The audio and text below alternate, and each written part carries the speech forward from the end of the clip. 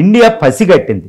America ముఖ్యంగా Donald Trump ఇంకో 3 సంవత్సరాల పదవిలో ఉండబోయే డొనాల్డ్ ట్రంప్ యొక్క మనస్తత్వాన్ని పసిగట్టింది. ఈవెన్ డొనాల్డ్ ట్రంప్ వెళ్ళిన తర్వాత కూడా ఏమీ మారదండి, అమెరికా మనస్తత్వం అలాగే ఉంటుంది, డామినెంట్ మనస్తత్వం. మరి భారత్ అమెరికా సంబంధాలు ఎలా ఉండబోతున్నాయంటే ఒకటేనండి, భారత్ అమెరికాని ఫ్రెండ్లీగానే గుర్తిస్తుంది, అమెరికా కూడా ఇండియాని ఫ్రెండ్లీగానే గుర్తిస్తుంది. ఎందుకంటే అక్కడ చైనాకి ఎగ్నెస్ట్గా వాడుకోవడం, తన అవసరాలకు వాడుకోవడం.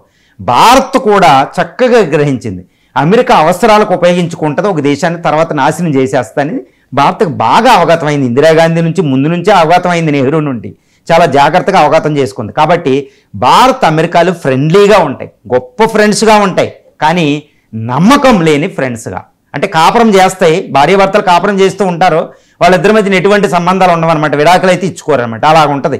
భారత్ అమెరికాలు మిత్ర దేశాలు, గొప్ప మిత్ర దేశాలు, వ్యూహాత్మకమైన సంబంధాలు, స్ట్రాటజిక్ రిలేషన్స్ ఉంటే అన్ని ఫీల్డ్లో, ఏదో ఆర్థిక, సామాజిక, రాజకీయ, ఇది శాస్త్ర, సాంకేతిక రంగాలు అన్ని ఫీల్డ్స్లో సంబంధాలు ఉంటాయి ట్రేడ్ రిలేషన్తో. కానీ